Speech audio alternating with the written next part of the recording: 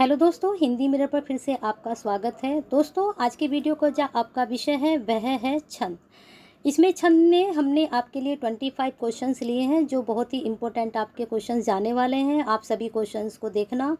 उससे पहले दोस्तों, हमने आपके लिए 15 क्वेश्चन जो हैं सीधे वन लाइन आंसर के लिए हैं, जिससे आपको समझ में आ जाए कि जो आपको ऑप्शंस वाले क्वेश्चंस हैं, एमसीक्यू जो आपके हैं, उनमें आंसर आपको किस तरह से देना है और उनके आंसर आप किस तरह से कर सकते हैं। तो वो पहले हमने वन लाइनर आंसर सीधे सीधे ये मैंने आंसर बताए हैं। इसके आपके 15 क्वेश्चन हैं, फिर आपके 25 एमसीक्यू टाइप क्वेश्चन हैं। तो वीडियो ज़रूर देखना। वीडियो पसंद आए तो ज़्यादा से ज़्यादा लाइक एंड शेयर करना। जो दोस्त आज चैनल पर नए हैं वो चैनल को ज़रूर सब्सक्राइब कर लें और साथ में बेल आइकन को हिट कर दें, जिससे नए वीडियो के नोटिफिकेशन उनको टाइम से मिलते रहें। दोस्तों, आपका एक लाइक एंड शेयर और आपका एक सब्सक्राइब हमारे लिए प्रेरणा का काम करता है, इसलिए करिए, जिससे हमें और प्रेरणा मिले आपके लिए वीडियो और कंटेंट पहुंचाने के लिए। चलिए शुरू करते हैं। तो इसमें आज आपका पहला प्रश्न है, छंद का सर्वप्रथम उल्लेख किस वेद में मिलता है? तो छंद का जो सर्वप्रथम उल्लेख मिलता है वह ऋग्वेद में मिलता है। इनको नोट डाउन जरूर करें, ये प्रश्न बहुत अच्छे हैं। ठीक है, अगला प्रश्न है, छंद के कितने अंग होते हैं? छंद के 7 अंग होते हैं। ध्यान करिए, छंद के जो हैं 7 अंग होते हैं। पहला होता है चरण, पद और पाद। दूसरा है वर्ण और माला। तीसरा है संख्या और कर्म। फिर चौथा है गण। फिर है गति। फिर यति और विराम। और सातवां है तुक। ठीक है, इस तरह से आपके ये 7 हो गए हैं इसके छंद के अंग। ठीक है, पहला प्रश्न था छंद का सबसे पहले उल्लेख ऋग्वेद में। छंद के ये प्रश्न जो मैं आपको वन लाइनर करा रही हूँ, जब आप एमसीक्यू करोगे तो वहाँ ये आपकी बहुत हेल्प करेंगे, तो इनको ध्यान से कर लीजिए और इनको आप कर सकते हैं तो नोट डाउन भी करके रखिए। चलिए अगला प्रश्न देखते हैं, छंद के कितने भेद होते हैं? छंद के 3 भेद होते हैं। ठीक है, चलिए अगले प्रश्न पर चलते हैं।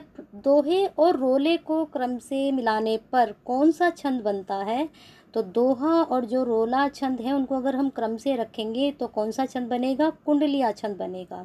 चलिए अगला प्रश्न है, घनाक्षरी छंद है। घनाक्षरी छंद कौन सा है? वर्णिक छंद। सभी को पता है 2 प्रकार के, मात्रिक और वर्णिक। तो घनाक्षरी जो छंद है वो वर्णिक छंद है। वीर या आल्हा किस जाति का छंद है? ये मात्रिक छंद है। सभी, अगर आपको वर्णिक छंद और मात्रिक छंद का लेक्चर भी चाहिए, अगर आपको छंद का लेक्चर भी चाहिए तो लेक्चर भी प्रोवाइड करा देंगे। ठीक है, लेकिन यहाँ पर हम आपके लिए वन लाइन आंसर और एमसीक्यू लेकर आए हैं, यानी कि वस्तुनिष्ठ प्रश्न लेकर आए हैं। चलिए अगला प्रश्न है, निराला की जो कविता जूही की कली है उसका उदाहरण है? किस तरह का उदाहरण है? जो निराला जी की कविता है जूही की कली, वह किस तरह का उदाहरण है? वह मुक्त छंद का उदाहरण है। मुक्त छंद के फेवर में काफ़ी रहे हैं निराला जी। अगला प्रश्न है, कवित मनहरण छंद है। तो कवित जो है और मनहरण छंद है वह वर्णिक छंद है।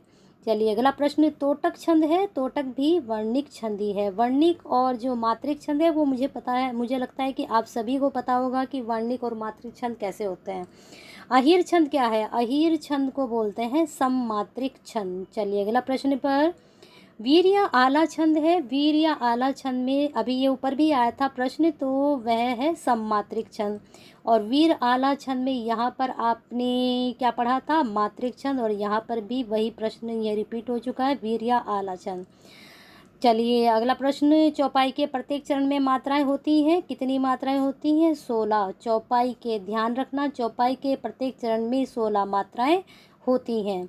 चलिए अगला प्रश्न है, दोहा में कितनी मात्राएं होती हैं? ये मात्राएं अभी आपको बताया था कि मात्रिक छंद और वर्णिक छंद। तो जहाँ पर मात्राएं हैं वहाँ पर मात्रिक छंद, जहाँ पर वर्ण है वहाँ पर वर्णिक छंद। तो पहले तथा तीसरे चरण में 13-13 और दूसरे और चौथे चरण में 11-11 मात्राएं होती हैं। इस चीज़ का आप ध्यान रखना कि 13 पहले और तीसरे में, दूसरे और चौथे में कितनी? 11 और 11 मात्राएं होती हैं। चलिए अगले प्रश्न पर, चौथा छंद है अर्ध सममात्रिक छंद। दोस्तों, ये जो छंद है, अगर इसका लेक्चर, अगर आपको ये आते नहीं है छंद, अगर आप कहेंगे तो इसका लेक्चर भी, हम इसके नोट्स भी प्रोवाइड कराकर आपको लेक्चर भी दे सकते हैं। क्योंकि जब तक आप इसका लेक्चर नहीं सुनेंगे तब तक हो सकता है ये आपकी समझ में नहीं आए। लेकिन जिनको पता है कि छंद क्या है, कौन कौन से छंद हैं, कितनी मात्राएं क्या होता है, यति क्या है, विराम क्या है, वो मैंने आपको ऊपर अभी समझाए थे। तो अगर ये लेक्चर के थ्रू, और जिनको आते हैं वो तो समझ रहे होंगे कि क्या है ये सब चीज़ें। अगला प्रश्न है, दोहा छंद है अर्ध सममात्रिक छंद। चलिए अगले प्रश्न पर। बरवे छंद है, ये भी अर्ध सममात्रिक छंद है। उलाला छंद है अर्ध सममात्रिक छंद, ठीक है, ये भी अर्ध सममात्रिक छंद है। पंक्ति देखिए, रहीमन पानी राखिए, बिन पानी सब सून, पानी गए ना उबरे, मोती मानस चून। इन पंक्तियों में कौन सा छंद है तो बताएंगे। तो यहाँ पर जो है दोहा छंद है। ये आपने जो है दोहा कई बार सुना है, रहीमन पानी राखिए, तो ये दोहा छंद में है। चलिए, दोहे और रोले के क्रम से मिलाने पर कौन सा छंद बनता है, ये ऊपर भी आया था। दोहे के साथ मिलाने पर कौन सा छंद बनता है, कुंडलिया। सुन सिए सत्य असीस हमारी, पूजई मनोकामना तुम्हारी। इनमें कौन सा छंद है तो इसमें जो है चौपाई छंद है। अभी आपको बताया था चौपाई में हर प्रत्येक में कितनी मात्राएं होती हैं, 16 मात्राएं होती हैं। तो इस पंक्ति में आप काउंट करके देखना, आपको 16 मात्राएं मिलेंगी। चलिए, जिस छंद के प्रत्येक चरण में 16-16 मात्राएं, अंत में गुरु होता है, उसे क्या कहते हैं। अब देखिए, यहाँ से आपके जो हैं एमसीक्यू शुरू हो चुके हैं। मैंने कहा था आपको वन लाइनर वाले, मैंने आपके 20 क्वेश्चंस 15 बोला था, लेकिन ये 20 क्वेश्चंस हैं, ठीक है। 20 क्वेश्चंस तो आपके ये हो गए। अब हम शुरू करते हैं आपके एमसीक्यू। ये आपके 25 है, तो इस प्रकार से आपके 35 क्वेश्चंस बनते हैं, ठीक है। अब वो वन लाइन वाले जो क्वेश्चन हैं आपके, उनके भी वो भी एमसीक्यू बेस आ सकते हैं, तो उसको आप अच्छे से याद कर लेना। चलिए अगला प्रश्न देखिए, जिस छंद के प्रत्येक चरण में 16-16 मात्राएं, अंत में गुरु होता है, ये अभी आपको मैंने बताया था कि कौन सा छंद है जिसमें 16-16 मात्राएं होती हैं। मैंने शुरू में ही कहा था कि जो वन लाइनर वाले उनको अच्छे से समझ लीजिए, क्योंकि आने वाले जो एमसीक्यू हैं उनमें उसमें आपको हेल्प मिलेगी। तो इसमें आपको बताया था ऊपर चौपाई छंद होता है। चलिए अगला प्रश्न, दोहा किस प्रकार का छंद है, ये भी अभी आपको समझाया था मैंने, तो इसका आपका आंसर है अर्ध सम। देखिए अभी ऊपर बिल्कुल वन लाइन में ये वाला प्रश्न आपको समझाया था। अगला प्रश्न है, द्रुत विलंबित और मालिनी छंद किस प्रकार के हैं। ये वाले नहीं आए हैं, तो 22 का आपका बी है, वार्णिक वृत्त, ठीक है। अगला प्रश्न है, दोहा छंद में यति कहाँ होती है। दोहा छंद के मात्रा में तो आप पढ़कर आ ही गए हैं, कितनी मात्राएं होती है, कैसे होती हैं, तो आपके चरण के अंत में। दोहा छंद में यति कहाँ होती है, मात्राएं आपको भी बताई थी, 11-11, 13-13 कौन से चरण में होती हैं वो भी समझाई थी अभी आपको, लेकिन यति नहीं बताई थी। तो यति जो होती है, यानी कि विराम, वो कहाँ होता है, चरण के अंत में, रुकना, ठीक है। विराम और यति दोहा और रोला के संयोग से बनता है, ये भी अभी आपको समझाया था। दोहा और रोला के संयोग से क्या बनता है, कुंडलिया छंद। देखिए वन लाइनर में करा चुके हैं। अगला प्रश्न है, छंद का सर्वप्रथम उल्लेख कहाँ मिलता है। ये भी हमने अभी आपको बताया कि कहाँ मिलता है, ऋग्वेद में। Very good. चलिए अगले प्रश्न पे चलते हैं, कोई भी छंद किस में विभक्त रहता है। कोई भी छंद किस में विभक्त रहता है, कितना अच्छा प्रश्न है। चरणों में, यति में, या फिर दोनों में ही। तो चरणों में भी रहता है, यति में भी रहता है, तो आंसर हुआ सी, दोनों में ही रहता है। बहुत अच्छे प्रश्न हैं, नोट डाउन करें। चारों चरणों में समान मात्राओं वाले छंद को क्या कहते हैं। चारों चरणों में समान मात्रा, एकदम मतलब प्रश्न में ही आंसर छिपा हुआ है, बिल्कुल पता चल रहा है कि इसका क्या आंसर होगा, समान यानी कि सममात्रिक छंद, ठीक है। चलिए अगले प्रश्न पर चलते हैं। प्रश्न है, निम्नलिखित में से सममात्रिक छंद का कौन सा उदाहरण है। तो अभी अभी आपको समझाया था कि प्रत्येक चरण में 16-16 मात्राएं होती हैं। तो अभी हमने क्या समझा ऊपर वाले प्रश्न में कि चारों चरण में समान मात्राएं वाला छंद होता है ना, सममात्रिक। तो इसमें अभी हमने आपको बताया था कि प्रत्येक चरण में 16-16 मात्राएं होती है। थोड़ा दिमाग लगाइए तो समझ जाएंगे प्रश्न का उत्तर क्या है। तो प्रश्न का उत्तर है सी, चौपाई। इसमें 16-16 यानी कि सममात्रिक छंद, प्रत्येक चरण में समान मात्राएं। Very good. नहीं पराग नहीं मधुर मधु, नहीं विकास ही काल, अली कली ही सो बंध्यो, आगे कौन भावाल। प्रस्तुत पंक्तियों में कौन सा छंद है। कितनी अच्छी पंक्तियां हैं, देखिए कौन सा छंद होगा इसमें। तो पता है आपको, पंक्ति जो दोहे होते हैं उनमें दोहा छंद है, ठीक है। हम जिनको दो, कबीरदास जी के दोहे, रहीमदास जी के दोहे, ठीक है।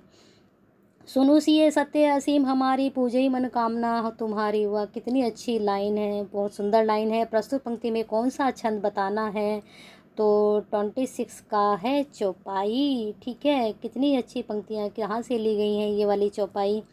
रहीमन पानी राखे, बिन पानी सब सून, पानी गए न उबरे, मोती मानस चून। प्रस्तुत पंक्ति में कौन सा छंद है, ये आपको मैंने वन लाइनर में भी कराया है, एक लाइन वाले उत्तर में। तो आपका उत्तर हो जाएगा 29 का ए दोहा। अभी ऊपर आप पढ़कर आ रहे हो, इसको मैंने भी कहा था, कबीरदास जी, रहीमदास जी। मुख हुई वाचाल पंगु चढ़े गिरिवर गहन जासु कृपासु दयाल, है ना। कितनी अच्छी पंक्ति कही गई हैं। द्रहु सकल कलिमल दहन, उपरोक्त में कौन सा छंद है? तो आप समझ गए होंगे कौन सा छंद है इसमें। सोरठा। ठीक है, 1 मिनट रुकिए। सोरठा छंद है, सोरठा छंद है। ठीक है, सी 1 का हो जाएगा सी। चलिए अगले प्रश्न पे चलते हैं। निज भाषा उन्नति अहे सब उन्नति की मूल, बिन निज भाषा के मिटे ही है कशूल। निम्न पंक्तियाँ कौन से छंद की है? चलिए ये तो हम जान ही लेंगे कौन से छंद की, लेकिन ये पंक्तियाँ कहीं किसी ने आपको पता है? और ये पंक्ति कहाँ से ली गई हैं? अच्छा दोस्तों, अगर ये पंक्तियाँ जहाँ जहाँ से ली गई हैं ना, और किसने लिखी हैं, किसके बारे में लिखी हैं, तो बहुत ही अच्छा होगा आपके लिए अगर आपको ये जानकारी भी है। तो मैं इस वाले में बता देती हूँ। भारतेंदु हरिश्चंद्र जी की कही हुई पंक्तियाँ हैं, और ये कहाँ से हैं? निज भाषा उन्नति, इसके बारे में आप सर्च करिए, उनकी जो रचना है उनमें जाकर देखिए कि ये पंक्ति उन्होंने कहाँ कही है। बता दिया मैंने आपको, भारतेंदु हरिश्चंद्र की किसी रचना में से है। रचना का नाम मैं आपको नहीं बताऊंगी, आप खुद से उसको सर्च कीजिए। तो आपका प्रश्न है दोहा। ठीक है, चलिए अगले प्रश्न पे चलते हैं। कोई भी छंद किसमें विभक्त रहता है? ये प्रश्न हमें भी ऊपर करके ही आए हैं। चरणों में, यति में, या फिर दोनों में ही? तो दोनों में ही रहता है। चलिए अगला प्रश्न है। चारों चरणों में समान मात्राओं वाले छंद को क्या कहते हैं? ये भी प्रश्न आप कर चुके हो, सम्मात्रिक छंद। चलिए अगला प्रश्न। 1 मिनट, हम यहाँ ज़्यादा नीचे आ गए थे, ये प्रश्न दोबारा आ गए हैं शायद। ठीक है, तो ये प्रश्न हम कर चुके हैं। नहीं, ये प्रश्न ये मिल रहे हैं थोड़े से प्रश्न, तो जहाँ नहीं मिले हुए हैं उनको छोड़ दें, जहाँ में नहीं मिले उनको पढ़ लेते हैं, और जो मिले हुए हैं, जो आ चुके हैं, उनको हम नहीं करेंगे। ये वाला हम कर चुके हैं प्रश्न। अर्ध सम्मात्रिक छंद, ये भी हम कर चुके हैं, ये भी हम कर चुके हैं प्रश्न, ये वाला भी कर चुके हैं। और शिल्पगत आधार पर दोहे से उल्टा, ये हमने नहीं किया है। तो शिल्पगत आधार पर दोहे से उल्टा छंद कौन सा है? तो इस प्रश्न का आपका उत्तर हो जाएगा सी, सोरठा। बहुत अच्छा प्रश्न है, नोट डाउन कर लीजिए। अगला प्रश्न, ये भी हम कर चुके हैं, ये भी हम कर चुके हैं। तो इस तरह से आपके ये प्रश्न हो गए हैं। ठीक है, 25 के 20 हमने ऊपर किए, 10 हमने 30 क्वेश्चंस हो गए आपके। ठीक है, तो इन प्रश्नों को नोट डाउन करिए, और वीडियो पसंद आई है तो ज़्यादा से ज़्यादा लाइक एंड शेयर भी कीजिए।